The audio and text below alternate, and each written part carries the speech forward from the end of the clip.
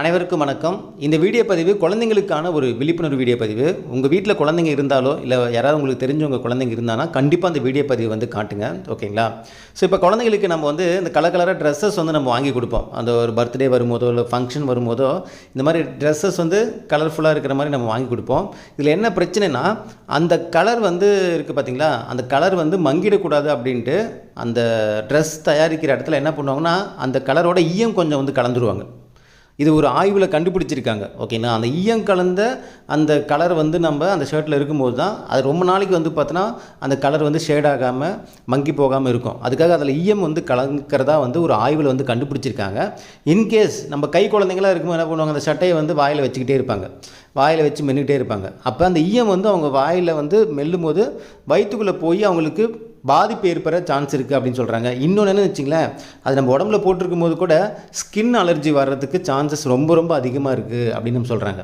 So இங்கே பாருங்கள், இந்த ஆய்வு இதில் பார்த்தவங்களுக்கு தெரியும். இங்கே பாருங்கள், பெற்றோர்களே இதை கவனிங்க. குழந்தைகளுக்காக தயாரிக்கப்படும் கலர்ஃபுல்லான ஆடைகளில் ஈயம் கலந்திருக்கலாம் என்று அமெரிக்கன் கெமிக்கல் சொசைட்டி மீட்டிங்கில் வந்து பார்த்தோன்னா அந்த ஆய்வில் வந்து சொல்லியிருக்காங்க.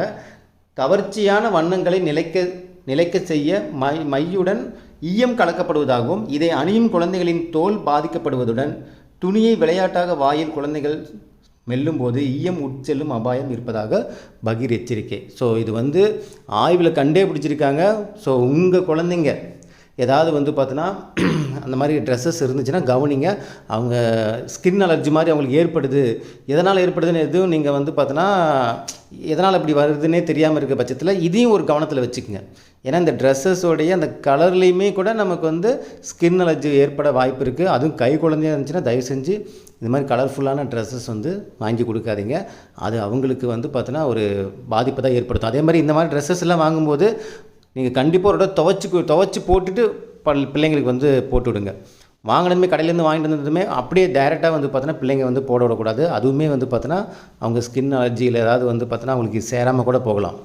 நல்லா துவைக்கணும். அதேமாதிரி ரொம்ப கலர்ஃபுல்லான அந்த மாதிரியான இதுவும் வந்து என்ன பண்ணக்கூடாது, வாங்கி கொடுக்கக்கூடாது.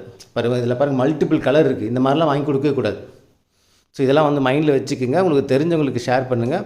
இது நம்ம ஏனோ தானோன்னு சொல்ல ஒரு ஆய்வில் சொல்லியிருக்கிறனால தான் சொல்கிறேன். இது எனக்கே ஒரு ஷாக்கிங்காக தான் இருந்துச்சு. ஸோ அதனால தான் உங்களுக்கு தெரியப்படுத்துகிறேன். ஓகேங்களா? மிக்க நன்றி.